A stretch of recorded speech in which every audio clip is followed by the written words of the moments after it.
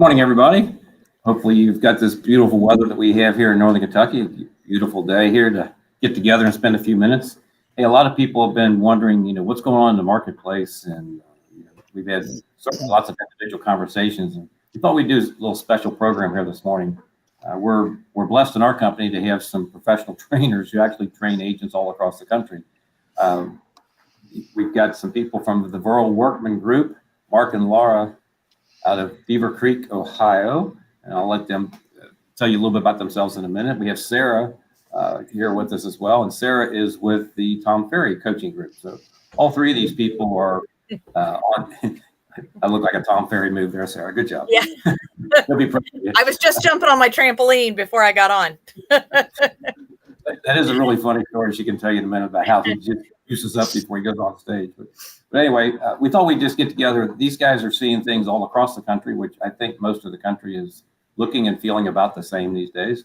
But we thought would be an opportunity for them to tell you the things that they're hearing and what's going on, give you a little bit of their background and their insight as to what the market is doing. And it will also be available for Q&A. So if you have some questions, throw those into the chat room and we'll get to those.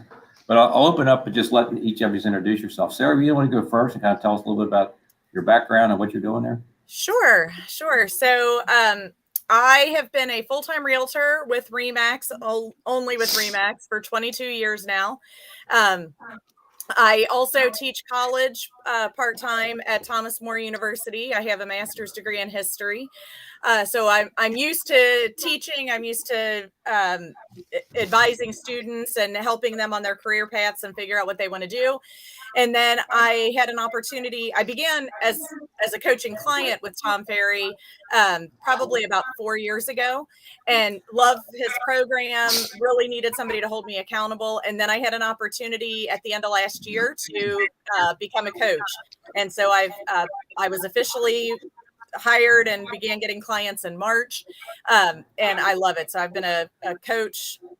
I'm a coach part-time. I have coaching clients mostly on the East Coast and Midwest. I do have a couple in California as well. So I've done this now and I love it, but I'm still selling real estate full-time, even though you never see me in the office. That's great. Laura, you want to take a run there? Sure. So I've been in real estate since 2003, started as mortgage originators and then moved into real estate about 2006. I officially got licensed, I think, in 2012 or 13. Was always a part of the team, but just wasn't a licensed agent.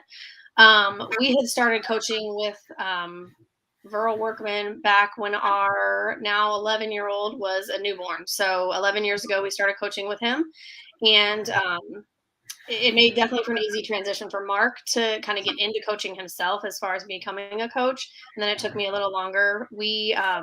I've probably been a coach, I think, right before COVID hit. So 2019, I became a coach for Workman Success Systems. So coach agents kind of all over the country. I have clients on both coasts as well as several clients Midwest, and just a variety of brands. So we don't coach specifically to the RE/MAX brand, but we do coach to whatever Workman is doing. So it's definitely not brand specific when we coach our clients. So just kind of seeing everything around the country with what's going on, whether they're smaller clients or Mark has quite a few larger clients than I have. So that's great. Well, Mark, you be up next then. Sorry, I had to get off mute. My allergies are driving me crazy. Laura said you could hear me sniffing. So licensed started in the mortgage business, then moved into, I'll try to be quick, but the vice president of the mortgage company I worked with thought it would be a good idea to get licensed as agents and loan officers, because then agents would really like us. And what we discovered was that agents hated that because they were afraid we would take the leads. And so they kind of forced us to take the lead. So that's how we got into real estate. So did both for a little while. Then Laura took over working most of the buyer business for the team. Then we both just moved into real estate. So I was licensed in real estate in 2003, went through the crash. Did a ton of short sales. She talked about the kind of the coaching background. Let's see. Got my broker's license in 2007. Was with a small independent, then with Keller Williams, then with RE/MAX for almost since the beginning of Victory. I think officially I'm the longest running agent with Victory and Affiliates. I think that's it. I don't know. Any questions about background? I mean, I do have clients kind of all across the country. We kind of focus on teams. That, in my experience, that's a big problem in the industry is people don't know how to run teams, so they set them up wrong and just kind of do everything wrong, so they fail, and then teams get a bad reputation, I guess. Thanks, Mark. So let's open up with just a little bit of where we think we are, what's going on in the marketplace. I think, the old saying, the only thing that's constant in life is change. I've been around a little bit longer than most people in the business, and certainly change has been a constant in the real estate business. If you don't like the way things are going, just hang on. It's going to change. The pendulum swings left, it swings right, and certainly we're in a little bit of a transition right now. So we thought it'd be a good idea to get together this morning and actually talk about some of those things, what's going on, what are best practices that we could be putting into place for what's going on. So maybe I'll just let each of you take a turn. Maybe start with you, Sarah. Just give us a sense of where you think the market is right now, what's going on, what Tom Ferry is telling us that we need to be doing, and just let you give a quick overview or as long as you want for current market conditions, maybe.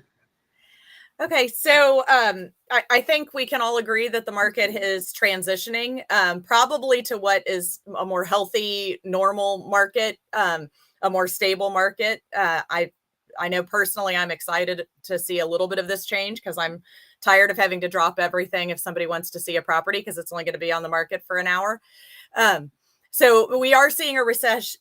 We are in a recession, no matter what the officials want to say, the politicians want to say. We are in a recession legally or by definition.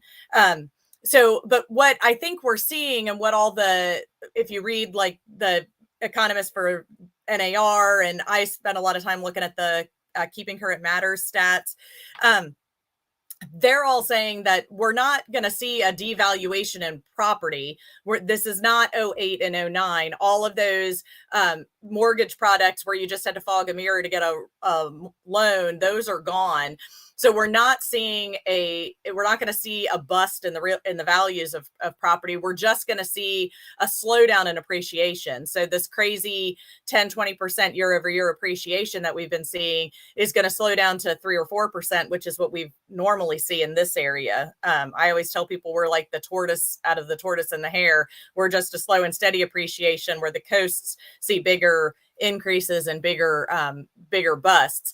But even on the coasts, I think all of the economists are saying we're going to just see a slowdown in appreciation. So the term I've been using is a deceleration of appreciation rates. We're not going to see a decrease in value. Yes, interest rates are going up, and they're going to continue to go up until they feel like inflation has come under control. But you can always, you're better off to buy now. That's the message I'm sending my clients, is that you're better off to buy now and get in at today's prices, because prices are going to keep going up. They're just not going to go up quite as much. Buy now, refinance later. You can, the phrase is date the rate, marry the house. So I just came back from Summit, Tom Ferry's big seminar down in Dallas, Texas, and the theme of that was buck the recession, because Tom likes to use the F word a lot, and they told him that was not good. So he said you have to buck the recession and double your income, and the way to do that is to get back to the basics. The agents that got into the business when it was super easy and all you had to do was show up, be the one who showed up to show the house, those days are going to go by the wayside, and people want professionals in the market now. So we need to be the knowledge broker. We need to get the information out there that the sky's not falling. Homes are still going to sell. People are still going to need a place to live, and not interest rates, but rental rates have gone through the roof. So you're better off to buy something, even if you're only going to be in it for a few years. You're better off to buy something, control your rental costs, control your housing costs, sell it if you need to in a few years. But rental costs are going through the roof right now. So I think the key is just to get back to basics and to be the knowledge broker out there. I've challenged all of my coaching clients. You need to call the people in your sphere of influence and tell them what the real truth is, that the sky's not falling. We're not going to go into a huge recession. We're in a recession, but we're not going to go into a housing bust like we did in 08, 09. That's not what's going to happen. So if people are waiting for foreclosures to come out of the woodwork, we're not going to see that. Most people have enough equity in their house. They're not going to short sale their house. They're not going to let it go to foreclosure. They're going to sell it, make a little money at least, and move on. So just get back to the basics, call your clients, be the person that gives the truth, because the news is just interested in ratings and scaring everybody. Thank you, Sarah. I think you just said a mouthful there, which we'll come back to some of those points there in a little bit. But Laura, would you like to check in on the same topic, just kind of where you think we are and general sense Sure. of I mean, we're definitely on the same page as far as, kind of where we think the market is going or where it's heading. I definitely think that as agents, we need to be the leader of getting the information out, because the news media is always looking for the headline, is always looking for that thing to grab you. And it's definitely never going to be the information they could get from us. I love the term deceleration, because I feel like it's a term that a lot of people probably don't hear, maybe don't understand. But depreciation is definitely something people understand and they hear. So we can kind of spin kind of what we're saying, because it is going to be a decelerating market. It's going to stop moving as quickly, but it's not going to go backwards. And I think we need to make sure that people understand that and they're clear about it. In the market right now, I mean, I definitely think getting back to basics is something that I've been talking with all of my coaching clients about. Your sphere and your top 50, and making sure that you're the one giving them the information and you're the one that they go for their resource. I also think, getting back to the basics when we talk about like seller servicing and things like that. I mean, a lot of us have not had to service a seller in I don't know how long, and people, at least some of my coaching clients, are a little bit resistant to the fact that maybe that we're going to have to do that again. So, putting those systems back in place that we're going to have to start to use. We need to be talking to our sellers once a week. We're not going to have 20 offers on day one anymore. We're still seeing that if you price a property appropriately based on current comparables, and if you market the property appropriately and your seller takes your advice regarding staging and things that they need to do for the property, we're still seeing multiple offers. But I think that as agents as a whole, we're probably not doing that. We're just taking the listing and throwing it out there. So I think seller servicing is going to come back and play, talking about the number of showings we're having, making sure that we're getting feedback for our sellers, making sure we're communicating the feedback appropriately and offering suggestions, touching base with them on a weekly basis, whether that be via phone call, via email, maybe it's both of those things, because they're going to need, think about what we did, 5-6 years ago and multiply that times 2, because they're going to need that even more now than they did then, because we're coming out of a market where we didn't need to do it and they didn't expect to have to do it. So I think that's one of the bigger things that we're teaching, our coaching clients. But I also think that we need to stop talking about, this change in the market, the market shifting. And I just think that we're returning to a pre-COVID market. We're returning to normalcy. And, basically anybody on this that's listening can say that, over the last 2.5 years, nothing has really been normal. We've not seen anything like this before in terms of our, the real estate market, but just in terms of our, a pandemic. We've not had that before. So with that being said, I think just pre-COVID market is language that we've been using, because that just kind of means that we're returning to normal, for lack of a better term. I like that pre-COVID normal. Mark, you want to take a shot there? I think they both probably covered everything I was going to say, and Laura did it right there at the end. Was that the phrase we've been coaching to is that, pre-pandemic norm kind of thing, that, hey, this isn't, and I think it's okay to use the term shift, but the biggest thing I think they both talked about was that the news, like, if it bleeds, it leads. So the news is scaring everybody. They want everybody to I don't know, to watch. And I think there's a ton of people out there, I would probably put myself in that boat. I wish this was going to be another 2008. Financially, I'm in a better place than I was then. I'd be buying stuff left and right. But it's just not going to happen. And I do have clients across the country that have seen some major changes. But statistics I can kind of lie with statistics and still be honest. Yeah, inventory doubled. Okay, well, it doubled from 150 houses to 3 houses for sale. We need 2,000. So to use those kind of numbers, foreclosures have doubled. Okay, cool. They doubled from an all-time historical low of the United States of America. So we're still not even anywhere near where we should be. People are acting like nobody ever lost their house. No, there's like 10,000 foreclosures a year, even in the best of times. So when we look at stuff like that, I think we just have to be the ones to increase our professionalism and value to our people, is that, hey, listen to the news, but they're talking across the country. Real estate is local. That's why you need somebody here. Don't kind of fall for the hype and the fear kind of thing. And if you kind of get them to think about that anything that they truly understand, I'm sure they've seen stories on the news about, oh my God, the sky is falling. And they're like, that's not really true. So I believe we have to save them from falling for the hype. And I think Sarah started with it that, prices are going to continue to go up. I think rates are going to kind of moderate, but probably they're not coming down. We're not seeing that sharp trajectory that we did when it first hit. But yeah, and I like the date the rate, marry the house kind of thing, but it's a little cliche. And maybe it's because I've heard it so many times on every social media thing from every agent across the country that maybe our people haven't heard it. But the concept is definitely sound. Is if you're waiting to buy for no other reason than you're waiting because you think something about the market, I think you're making a gigantic mistake. And I can back that up with all kinds of evidence, and nobody has a crystal ball, including the news. But, the better you guys can articulate that to your clients about, there's just nothing like 08 that is happening now. We're definitely nothing like what was happening in 06 and 07. We had an oversupply of home. You could fog a mirror and get a loan. Anything would basically appraise. I mean, I was a lender back at that time. You would send your appraisal request out to 3 different appraisers saying, here's what I need. And the guy that came back and said, yeah, I can get you that, that's who got the appraisal order.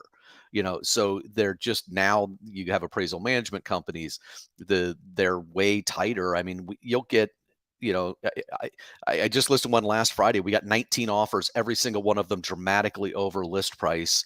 And, the highest ones were 80,000, which was 75% over list price. It was only a $120,000 house. And there's no way in hell it would appraise for 200,000, but I had 202 people that wanted to pay it. So to me, they're not even using kind of some logic in the appraisal process. So there's just nothing like it that's going on. You had down payment assistance programs. And maybe that's even a future topic, Ken, is what were all of the things that were happening in 06 that aren't happening now? Because you've probably got at least a dozen, so the only thing that's similar is people are buying houses fast. But even back then, if you'd have told me in 06 or 7 that someday I'd have 19 offers on a property, I'd be like, dude, you're crazy. It happened last week. So, hey, just one more quick thing. People are talking in the chat. Berger was asking anything. I'm not able to even post anything in the chat, so I don't know if there's a way to turn it on so if people that are watching can put questions in the chat. Yeah, we'll keep an eye on that. Okay. Yeah, I've just seen some people testing over there, but I haven't seen a question come up yet. Well, but I'm not even able to do it, so I don't know if everybody else is able to do it. I see Tyler and Berger, but are they set up differently? Yeah. Like it wouldn't even let me post a question if I had one? It says for me, sending messages only supported for hosts. Okay, we'll work on that. I'll just jump in real quick. I can post those questions as they come in. Okay. You can see them, though, because it doesn't... Oh, okay. I guess look, Corey just said he can. Okay. Okay, great. So let's talk a little bit about, where the market is. And Mark just said a mouthful there, and being a former lender, we also owned a mortgage company from 2000. Gosh, I don't know. We had about 18, 19 years. And it went through that crazy mortgage market where, I called them liar loans. But what's different about today's market is in 2007, 8, before we started crashing, the average the number of people that had a decent credit score was seriously low compared to today. It was somewhere around 35% of the people, from statistics I've just read, had a 700 or better credit score. So when the market got tight and there wasn't any equity, guess what? That's where the short sale market came from. Today, that number has flip-flopped. It's 75% of the loans over the last year have been 700 or better credit scores. So that's a lot. Sarah was saying before, they also have equity. So they have the ability to pay because they have decent credit scores, and they also have equity in their home, which they didn't have before. The combination of those two things are going to really keep us from any kind of a short sale market. There's going to be some individuals that are going to feel that. Some of these people that paid $100,000 over list price, no appraisals, no inspections, no contingencies of any sort, you're going to see some of those people come back to you and go, wait a minute, I need to sell this house and I'm upside down. That is going to happen. So to say we won't have anybody upside down is not going to be a true statement, but it's going to be probably the people that were stupid that are ones going to be upside down moving forward. Here's the basic thing that I want to build off of for a few minutes too, is that we talk about supply and demand always driving real estate values, and it's certainly been the case here. They always say that a fair market would be somewhere around a 6-month inventory so that the buyer has a chance and the seller has a chance. We got down in about a half to 3/4 of a month inventory there not too long ago. Looks like it's now in most markets pushing back toward 3%. So it's still favoring the sellers, but it's not quite yet back to a buyer's fair situation, as you know, when you're trying to find houses for them.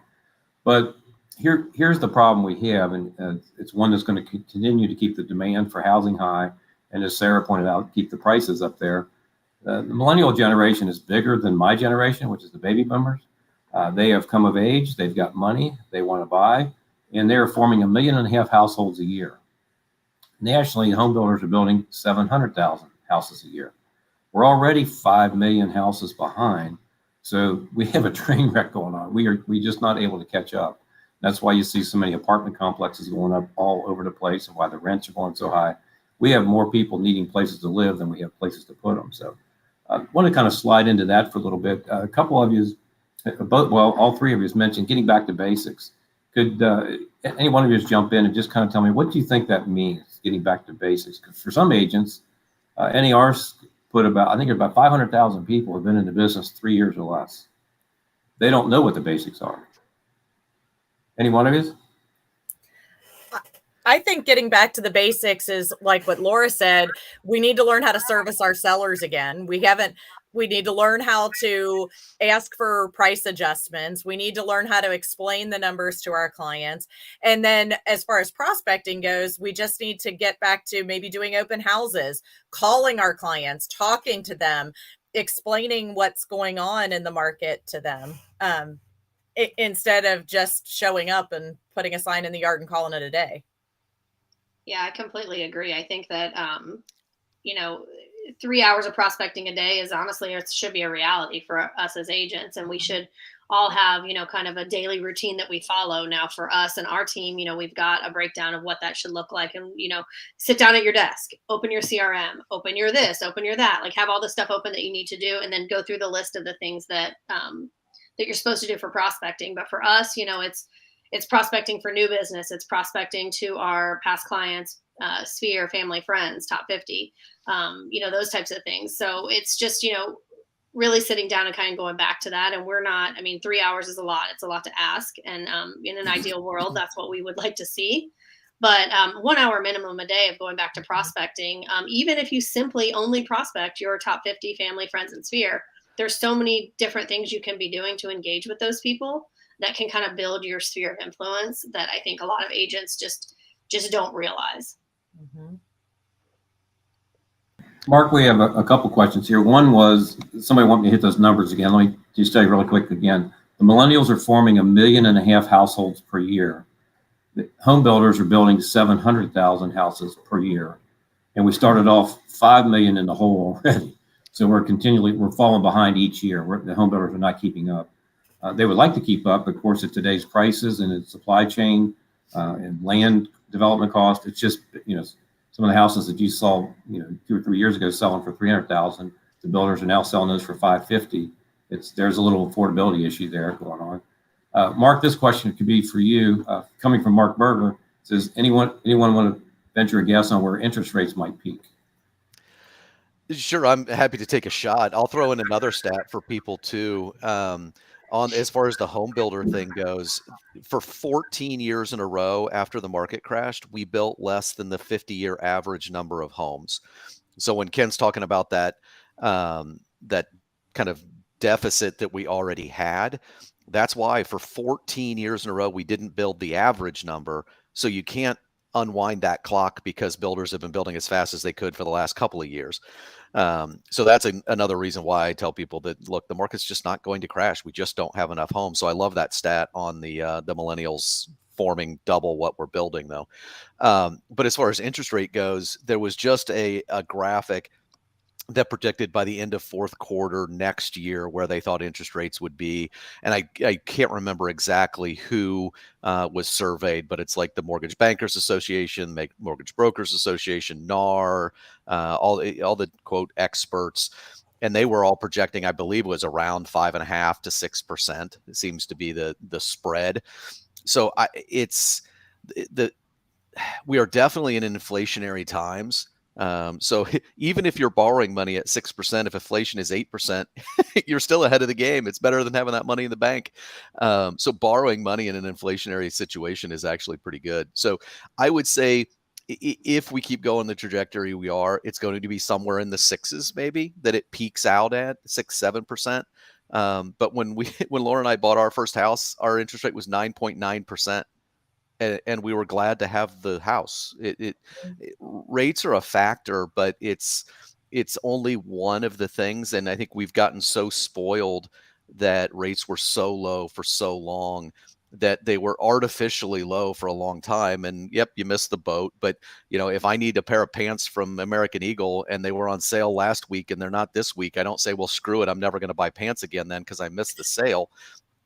You go buy the pants. It's still better to own a house than it is to rent a house, because if you're renting, your interest rate's 100%. I can tell you that.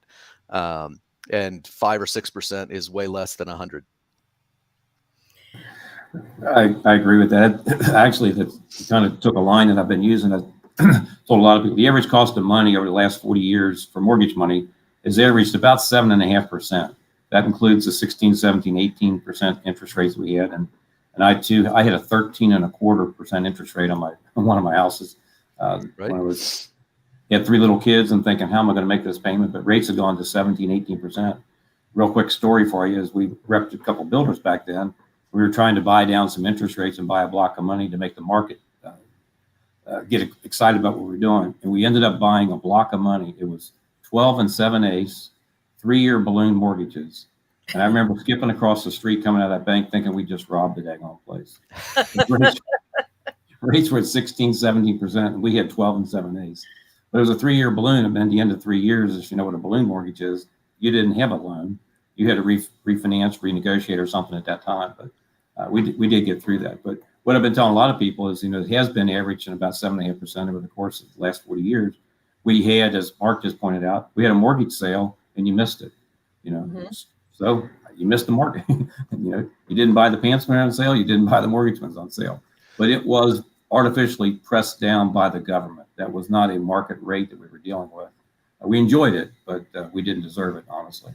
Hey, Ken, one other thing I forgot to mention that has been historically true, and that's why when we're talking about any of this stuff, it's like we're looking at data, we're looking at what history told us, how the markets normally react is in a recession. Typically, interest rates enter a recession higher, and when the recession ends, they're lower. So, yes, we're looking at inflation, and we've had COVID, and all this. We've got a lot of other market dynamics going on. But if we are, I believe, in a recession, I don't think it's been officially called because we haven't met the economic metrics yet, but we're clearly in one. So if we continue to be in one, that traditionally drives interest rates back down. So you've got inflation tending to drive them up. You've got inflation or recession tending to drive them down. So I don't think there's any indication that they're going to go through the roof. And that we have better times ahead. So again, the marry the house, date the rate concept. I think another message we can get out to our clients right now is there's so much fear out there and in uncertainty about what's going on in the market, and people are scared about stock market. Is it going to are they going to lose money? And I think we can get the message out to our clients that this is a great time to buy real estate. I know when I was at Summit, there were a ton of California agents where the average sale price is like $3 million for a 1,200 square foot house.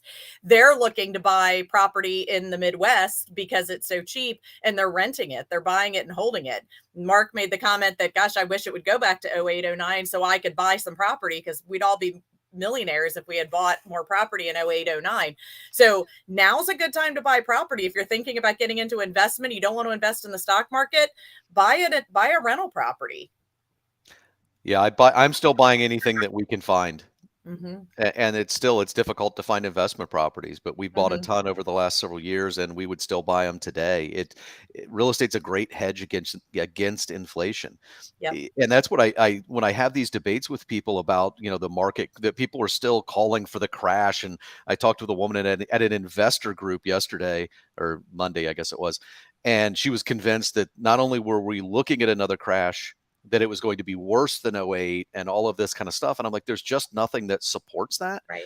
And it just, I think you're hoping for it, but the concept of we're having, I don't even know what inflation is now, 8-9%, that literally every single thing in our lives is going to increase in price, except real estate. Real estate's going to go down in price. It's like, that just logically doesn't make sense to me. So, who knows? Maybe I could be wrong, but if you use logic with people, I think you have to at least get their gears turning, because they're hearing it from so many other places. But again, that's what has to happen. Gas, food, everything has to go up in price, and your house value has to go down. And for it to be worse than 08, they'd have to go down by at least 20%. I would bet virtually my life that there is zero chance house prices are going down 20%. At best, they moderate, and you lose 1%. Yeah, I don't see much of that happening either in any of the publications that I'm following or anything. And I think Nick Bailey said it best not too long ago in one of his talks. He's head of RE/MAX, president of RE/MAX, and he says, the real estate industry is always looking for the boogeyman. If we don't have one, we create one. We always think there's somebody out there that's just about to chop our head off, and that we're just going to fail, and the whole market's going to go in the dumper. There's some new competitor that's going to take it away from us. There's some new online real estate company. Goes, this really is a basic business. I want to kind of get back to that with Laura for a minute, if you don't mind, Laura. You kind of mentioned the back to basics. I mean, just walk through a little bit of what you think a real estate agent's day should look like in terms of getting back to basics. Sure. Kind of like I said, I think that, 3 hours of prospecting a day it should be something that everybody plans for. It should be something that everybody's putting on their schedule, whether it's 3 hours in a row or whether it's 3 hours separated out. I think that time blocking is something that everybody talks about. Everybody's, we'll do this, we'll write it on a sheet, we'll put it on a Google Calendar, whatever that might be. But I think in reality, none of us are really great at following that. We definitely need to set, boundaries. And I think coming up, we're going to be able to set those boundaries a little bit more with our clients than we have been able to in the last couple of years. We don't need to be that Pop-Tart agent necessarily anymore like we have been. I do think there's, I think we need to judge the times. I do think that there are certain properties that are going to go quickly. There are certain properties we need to go show right away. But I think that it's okay to time block your schedule out to allow for some flexibility. But I think the biggest thing that agents need to look at is, we need to be focusing on our money-making activities, the activities that actually bring in money, instead of the fake work that we tend to do or like to do. Whether it's prospecting, whether it's attending a networking event, whether it's attending a closing. I mean, that's a money-making activity. Attending a closing is important.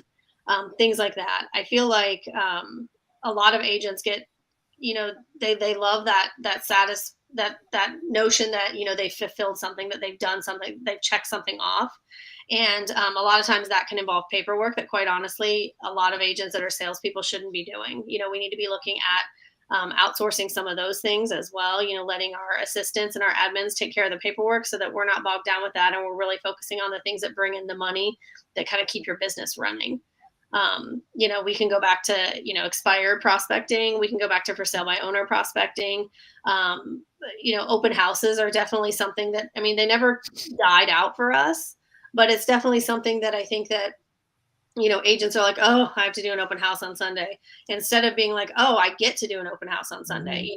It's a week-long preparation for the open house. It's not a jump out of bed, brush your hair, brush your teeth, jump in the car, throw a few leader signs out 5 minutes before the open house and sit there. Like that, you just wasted all your time and your seller's time. So open houses are opportunities for us to prospect and to get buyer leads. It's not necessarily to sell that seller's house, although it makes you look good because the seller thinks you're working hard to sell their house. So, I mean, it's the same things we've heard for years upon years, but I think that we just need to really look at, okay, was that a money-making activity that I just spent the last hour doing? And if we can kind of hold ourselves accountable to a schedule and a calendar, then I think we're going to be better off. And I mean, the biggest thing I think for my clients is I always ask, okay, get your schedule out, my perfect week. And then, let's actually see what you did. Did you track what you actually did on the hour? And sometimes we even tell them, set a timer, set a stopwatch. At that hour, I want you to say what you did for the last hour. And at the end of the week, we're going to look at it and see how on track you were and how off track you were. And then we'll highlight, where'd you make money and where did you lose money? Just jump in here. Rob Wolf has jumped in on a comment there too. Our mortgage lending expert is online with us. And he said his feeling and his read is that probably on owner-occupied loans, they're going to stay under the 7% mark. But he says, remember, they're not one size fits all anymore. So some people with lesser credit they may get into the sevens a little bit. So he and Corey have been going back and forth there. If you can see the chats there, back and forth. So I think those are probably reasonable numbers from what I'm seeing as well. Some of the other things on the mortgage, and Rob, jump in if you like on the comments there for me. But a couple things that I've seen, and I just did an example this morning. Most of the agents have been in business the last 5 or 6 years, never knew or still don't know what an ARM product is. There's a 5/1 ARM out there right now, and I'm just going to use an example and say it's roughly in the 4.5% range, with fixed rates being around the 6% range. You might have somebody that's willing to stay in the house for 5 years, or not going to be there very, very long, and wants to get the lower rate. If you're borrowing $200,000 on a 6% rate, that's about $1,200 a month, and on 4.5, it's $1,013. So it's about $190 cheaper per month to take a 5/1 ARM, still get the house. So you might use that for some qualifications. Rob, if you wouldn't mind answering me here too. I've been out of the business for a while, but the other thing that we did oftentimes when rates were going up and people were nervous about them is we would do some seller concessions where they would actually help the buyer buy the rate down. We used to use somewhere between 4 to 6 points would lower the rate by 1%. Usually, I would say 6. So about 3 points we used to use for just a ballpark figure. If the seller would pay 3 points, the buyer's interest rate could be 0.5% cheaper. So if you don't mind, Rob, just let me know if numbers like that still exist. That's another option for maybe trying to get somebody qualified there.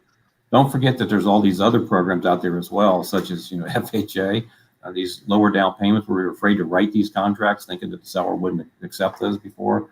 We've got rural housing programs. We have some buyer-assisted down payment in some of these communities. So there are lots of ways. We haven't been thinking about financing as a way to sell houses. We just let people go get their loans. So we need to get back into the thought process of how we can help and counsel these people through financing to do better. So back to the basics again. Sarah, Tom Ferry's got this thing. I hopefully don't put you on the spot here with it, but so every time I see him or on something, he talks about when getting back to the basics is the 5-5-4, and then he added a 2. Would you be willing to talk about back to basics, what that means in this piece, how simple it is to just do 5-5-4-2? 100%. Well, the 5-5-4-2 is what is that prospecting. He calls it the hour of power, but you're right. Laura's right. 100%. You should be doing probably more than an hour, especially if you're a new agent or your business is down. You need to prospect more to go out and find those clients because they don't just come to you naturally. So Tom Ferry's 5-5-4-2, and he's preached this for years and years now, is every day you need to call 5 people that you know, 5 people that you don't know, 4 lead follow-ups, and the 2 he added is 2 videos per day. Now, I personally believe that you should batch record your video content, so you're just focused on recording video content rather than do 2 a day. But that he's a big proponent of video, and video is a great way for us to reach with social media, to reach a lot of people very easily with little effort. So we need to be calling 5 people that we know, because our sphere of influence is always going to be the meat and bones of our business. So 5 people that we know, 5 people that we don't know. And I have clients say, well, where do I find the 5 people that I don't know? Well, if you've got a listing, you can circle prospect around that listing, call people in the neighborhood. If you're having an open house, go knock on doors if you can't find the phone numbers. Go out to a coffee shop and sit there with your name badge and strike up conversations. My kids get annoyed with me because I'll talk to strangers. They're like, "What, Mom, do you know that person?" No, I don't know that person, but I will after I talk to them. So 5 people that you know, 5 people that you don't know, 4 lead follow-ups, and then 2 videos is what Tom says. And he said you should do it in your hour of power. And I think what Laura was saying, we have to start treating our prospecting time like an appointment with a client. It's an appointment with our future clients. We have to put that in our calendar. Even if something comes up and you shift it a little bit, it's got to be in your calendar. I know for me, I'll set a timer on my phone so that it goes off. So if I'm doing my busy work, I have an audible alarm that goes off, and I know, all right, now it's time to change gears and I've got to make phone calls. And I think the other thing that we need to do is role play. A lot of us forgot how to ask for a price adjustment. We forgot how to explain things to clients. We need to role play some of those old scripts to call expired listings, to call for sale by owners, so that it becomes our natural way we speak, and it just flows off our tongue easily. I think that's great. And I think, something underlying I'm hearing from all 3 of us, if anybody wants to jump in, is I know the real estate business is, you come in some days and you go, I don't really know what I'm going to be working on today. You see people working on it. I don't even have appointments today, so I don't know what I'm doing. But your successful people that you're coaching with, they're generally working through a system. Anyone want to jump in and talk about watching systemized agents versus people who are running by the seat of their pants? They're a lot calmer if they're systemized. I definitely agree with that the more systematized and disciplined you are, it actually is liberating, because now you've got the plan. But so with Workman, we've got a couple of tools. Laura kind of touched on them, but one is the top 50. I think Ferry coaches 100 or 200. Right. The difference is, I think Tom's are the pop buys. Ours are about getting into a deeper relationship, but having some kind of plan for your sphere, and it has to be limited. I've got 20,000 leads. I've got thousands of past clients. That can't be my plan. I can't touch 1,000 people a month. So whether I'm going to pop by on 100 or 200, or whether I'm going to have a top 50 where I have a more meaningful, deeper involvement where I'm face to face with them, having lunch, coffee, drinks, beer, whatever it is, having that. We also have a tool called Daily Success Habits that is a little different than the 5542, in that it's just 61 points of money making activity a day. And if you get those 61 points, we know statistically, and I think they've actually redone the numbers, but I keep using the higher number. So if you get 360 points, that equals a transaction, basically. So you can get points for calling leads, showing houses, having buyer consultations, getting buyer broker agreements signed, having closings. But if you do these 61 activities, that we know that that you'll make money. Like, it's virtually impossible. So you just have that system, and it can be kind of, again, liberating that, because some days, Workman has a 3-2-1 process where you call until you talk to 3 new people. Well, this is even a little easier, because you just call, make the 61 points, however you get those, and you can kind of be done for the day, because we know that if you do that, you'll win. Now, I tell my clients all the time, now, if you have a team member that gets up every morning, picks out 61 people out of their database, sends an email and says, done, got my 61 points, that's not going to work. But you need a third to a half of those points to come from points, or come from phone calls, rather. And again, it's having that system of what to do. I think that's a lot of, like, and Kent said it, they come in and they're like, no, what do I do? Well, here's here's what you do. Call your top 50, call your sphere. We have a process that we coach to called ABCs, basically lead follow-up, that, after you've worked whatever your standard is or your team standard might be for those first 10, 14 days, then after that, what do you do with them? Well, we have B leads that we call every 2 weeks. We have C leads that we call once a month.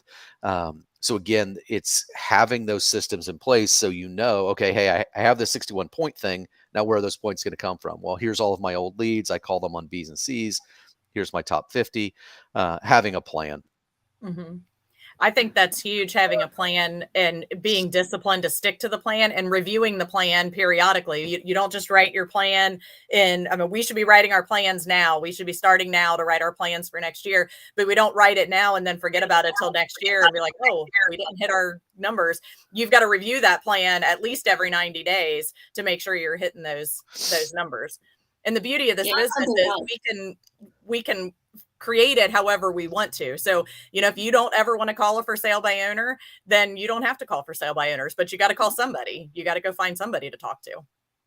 Yeah. And something else that the Daily Success Habits kind of incorporates is role playing. You earn points for role playing. You earn points for doing one more thing, one more time. So, maybe it's, hey, I think I'm done. You know what? I'm going to do one more phone call. I'm going to have one more conversation.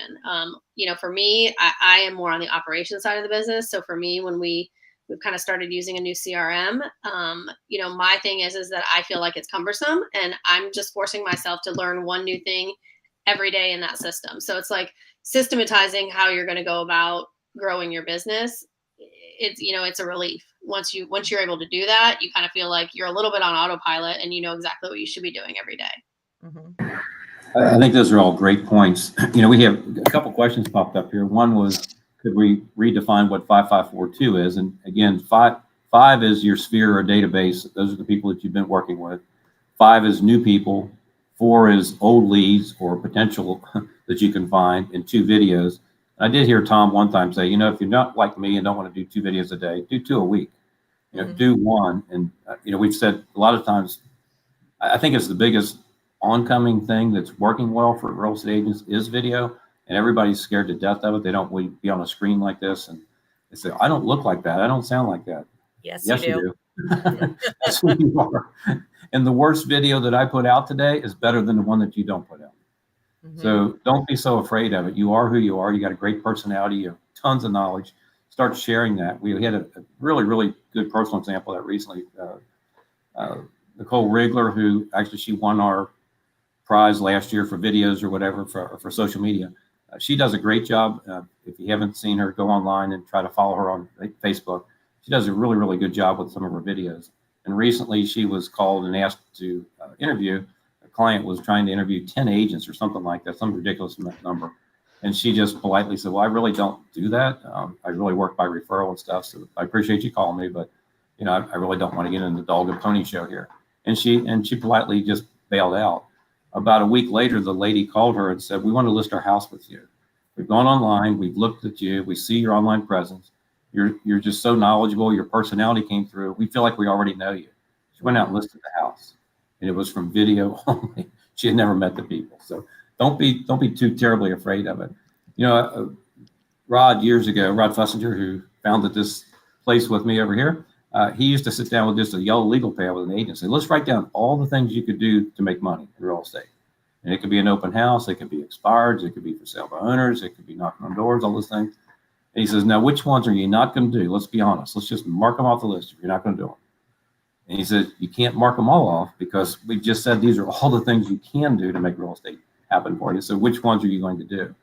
And I took that and I kind of put a phrase with it. And I don't think that it's good for agents to work on their weaknesses.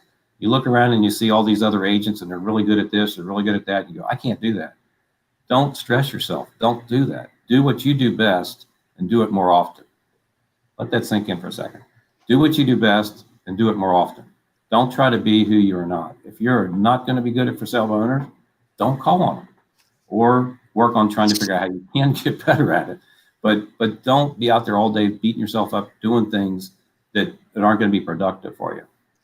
Hey, Kent, there's a great book that goes hand in hand with what you're talking about. It's two books. I can't remember which one kind of starts it, but it's First Break All the Rules. And then the second book is Now Discover Your Strengths. And that's the premise of the concept is we try to get as society kids and employees to fix what they're bad at if we would just teach them to leverage what they're good at.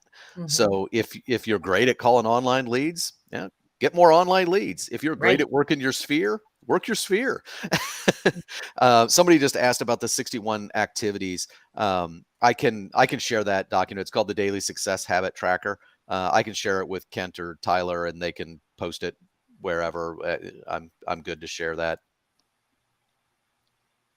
I know in the Tom Ferry business plan, we do a SWOT analysis, which is strengths, weaknesses, opportunities, and threats. And I think it's good for everybody to do a SWOT analysis so you can do just what you said, play to your strengths, identify your weaknesses. Maybe you do want to work on your weaknesses because growth comes when we get outside of our comfort zone. But then look at our threats, where the threats in our business are, and then look at where the opportunities are, and see where we have opportunity to grow.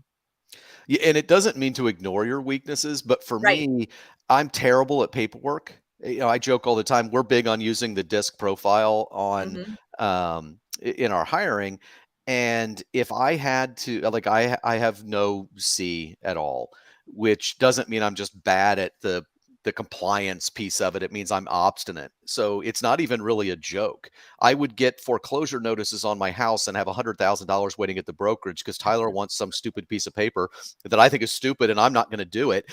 So I hire somebody that does the stupid piece of paper that, so I have a weakness and I just hire people to fill those needs. So it doesn't mean ignore the fact that Right. you're not good at it, but can somebody else do it? Is there a different way you can do it? Don't make yourself do something that you hate doing unless you have to. But hiring assistants is something that people should consider. And maybe that's utilizing brokerage services. Maybe that's hiring a virtual assistant until you can get somebody in-house. But having an assistant is one of the first things that every agent should do. Kind of like if you don't have a maid, you are one. Well, if you don't have an assistant, you are one. So there's a whole bunch of stuff that's essential to get done, but isn't really making you money. We talk about that on our team where we take the contract to close piece of the puzzle off of the agent's plate. And the way I describe it is that, it's essential, but we're protecting the money. We, as agents, we get paid for getting contracts accepted. We just don't get the check until closing. So we're protecting the commission during the closing process. But you don't get paid anymore if the inspections are a nightmare and the buyer wants to do 15 of them and you got to argue back and forth for a week and a half with the sellers about what are they going to fix and what aren't they going to fix and get different estimates out there. All that stuff has to happen, but it doesn't matter whether I spend 30 minutes doing contract to close or 30 hours doing contract to close. You make the same amount of money. So it's just protecting that commission that you earned when you got an accepted contract. Laura, you did a great job of keeping a straight face when he said he was terrible at paperwork. I know why you guys have been married. So. I'm a stickler for the contract, but other than that, I'm terrible. I would say she's the one that's good with the paperwork then. Yeah, That's the key. I hired and married somebody that's good at doing that stuff. Yes. Tyler just jumped on. He's en route to some appointments down here in Kentucky today. Any comments? We're going to wrap this up here in a few minutes, boss. Yeah, I want to jump in real quick and say, with regards to the video, get out there and will you get exposure doing the videos that that maybe you don't enjoy doing or maybe you haven't done in the past? Because our Agent After Hours channel just in the last 28 days has had a reach of 82,000. And that's with no promotion. So people are liking and sharing, and the videos are getting shared out there because we believe it's valuable content. And if your content's good enough, it will get shared without additional promotion. So we've done promotions in the past, those kind of things, but it's amazing. And my team just started creating a database of videos that are frequently asked questions.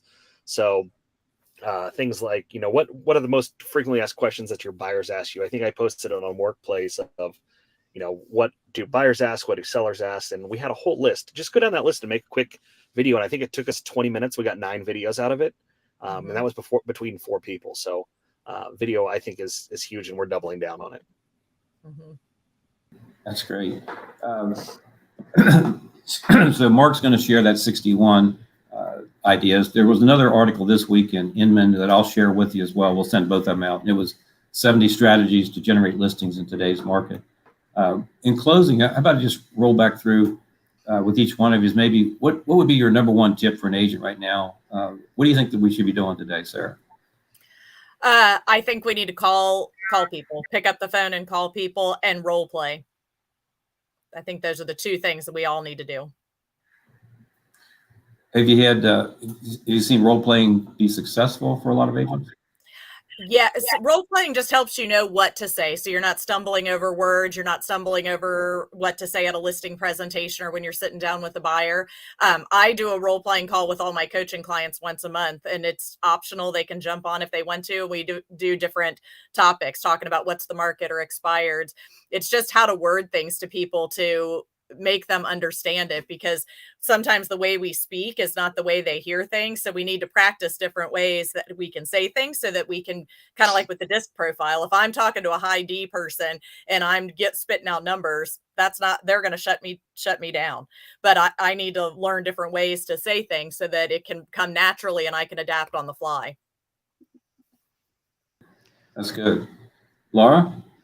I mean, I think that we all need to kind of relook at our what we would call our top 50, but your family, your friends, your sphere. And we really need to come up. This can't just be something that's fly by the seat of our pants. We need to have an actual plan in place of what are the monthly activities we're going to be doing to engage those people. Because I think that those people, like we said, are their bread and butter. Like, these are the people that you're going to get almost more immediate business from. But then with that immediate business, you can turn it into broadening your net. You can then start to meet their family and friends and engage with them. And I think that there's so many different things we can be doing with our top 50s that I think people just think it's, they'll send me business no matter what. Well, hey, did you know what? Her sister just got licensed. Or, hey, did you know what? Like, she just listed her house with another agent. We need to be right up in front of them every day with something. And it doesn't have to be real estate related. We really want to get to know these people on a more personal level and build deep relationships with them. This isn't just about, the transaction. This is about building a deep relationship that then results in a transaction. I agree 100%. Mark? So definitely agree with both of what was already said. I'll chime in on the role playing thing. That the thing that I find people resonate with them a little bit better on that is people don't like to practice scripts. Well, you're practicing scripts. You're either practicing with a role play partner or you're practicing on leads and clients. But until you get that verbiage down, you're practicing. So wouldn't you rather practice before the game than during the game? But as far as to answer your question, Kent, about what should they be doing, I think it's, in addition to what's already been said, is be the local expert. Be different, show your value. I think it was one of the RE/MAX events, I can't remember where it was, but the speaker talked about be the source of the source, not the source.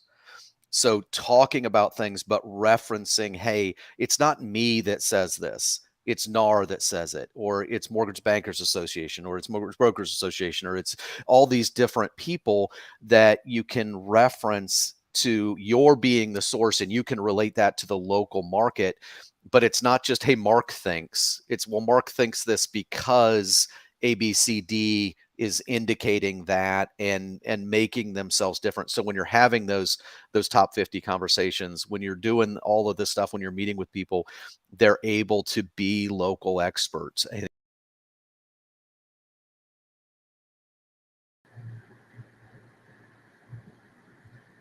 Did we end? Yeah. Looked like we were trying to end it. And that was it. Hook. Is this the Gong Show? Well, one last thing in closing is my first broker said our goal is to get out and let people meet us, not go out and meet people, get out and let people meet us. And my final closing tip is I don't think you can do anything easier than having 3 or 4 coffees a week with people. Mhm. And I don't care who they are, you will come back with a lead. They know somebody that's their sister, their aunt, their cousin, their mother, somebody, or you're sitting at Panera and you've got your RE/MAX logo shirt on, or your pin, or whatever, your team jacket. Something about that is going to get you some business. So if you're looking for an easy way to do it, go have fun having coffee with people. I guarantee you will get some business. That Michael Mayer and the 7 levels of communication, that was his thing. He said you set up at a coffee shop and you invite your clients one like overlapping time. So you're introducing them to one another, but you're constantly just talking to people and you get to know the staff there because you're there all day long. Yeah, it's been a great session. I appreciate all of you being on here today, listening. We got some great opportunities here. They have these wonderful leaders here in our own company. So if you're looking for some help, reach out to these guys if you would like as well. But thanks for being here. Every Wednesday at 9 o'clock, we will be doing our training again for this year. We took the summer off, but now it's late September and we really should be back at school. You get 2 points if you come up with the name of the song and the artist. So did this once before. Anyway, we'll be here every Wednesday at 9 o'clock. Watch for the topics if you'd like to jump on with us. We sure appreciate you seeing you. Have a great day. Have a great week, and let's go kill it. See yas. All right. See Bye. ya. Bye.